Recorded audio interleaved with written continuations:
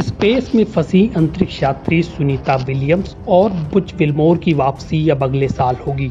NASA ने 24 अगस्त को एक मीटिंग में यह कड़ा फैसला किया है। उनकी वापसी के लिए अब नासा ने एलन मस्क की कंपनी स्पेसएक्स की मदद मांगी है। बोइंग कंपनी के लिए भी यह एक बड़ा झटका है, क्योंकि दोनों अंतरिक्ष यात्रियों की वापसी अब बोइंग स्टारलाइनर की जगह स्पेसएक्स के क्रू ड्रैगन के जरिए होगी। नासा का मानना है कि अगर बोइंग स्टारलाइनर के जरिए उन्हें वापस लाया गया तो ये खतरनाक हो सकता है।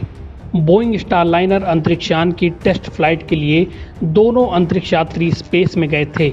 8 दिनों के लिए उन्हें स्पेस में रहना था, लेकिन अब मिशन को 80 दिन हो चुके हैं। बोइंग स्टारलाइनर की उड़ान सफल रही, वो अंतरिक्ष में भी पहुंच गया, लेकिन उसे प्रमुख तकनीकी समस्याओं का सामना करना पड़ा।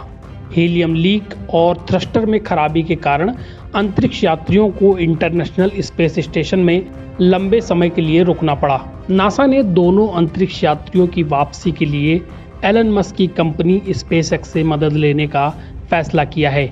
नियमित अंतरिक्ष यात्री रोटेशन मिशन के तहत अगले महीने स्पेसएक्स क्रू ड्रैगन अंतरिक्ष में जाएगा। यहाँ 8 महीने बिताने के बाद अगले साल फरवरी में ये वापसी करेगा। नासा के चीफ बिल नेल्सन ने कहा कि स्टारलाइनर का प्रोपल्सन सिस्टम अंतरिक्ष यात्रियों को वापस लाने के लिए बहुत जोखिम भरा है। बोइंग स्टारलाइनर कैप्सूल चालक दल के बिना आईएसएस से निकलेगा और अंतरिक्ष यात्रियों के साथ पृथ्वी पर लौटने की कोशिश करेगा। बोइंग के शीर्ष प्रतिद्वंदी को रेस्क्यू मिशन के लिए चुनना स्टारलाइनर टेस्टिंग मिशन को एक नया झटका है। बोइंग को उम्मीद थी कि वर्षों के इंतजार के बाद उसका यह मिशन सफल रहेगा, लेकिन मिशन की टेस्टिंग शुरू होने के बाद से ही स्टारलाइनर नकारात्मक खबरों के कारण चर्चा में रहा। नेल्सन ने कहा कि उन्होंने बोइंग के नए सीईओ ऑर्ट बर्ग के साथ एजेंसी के फैसले की चर्चा की।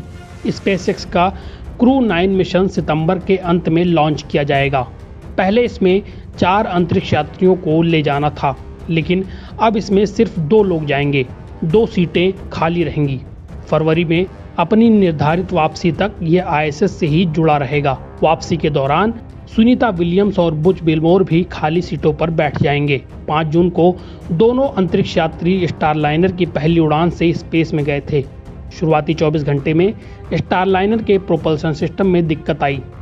उसके 28 थ्रस्टर्स में से 5 में खराबी आ गई। वहीं हीलियम लीक भी देखा गया।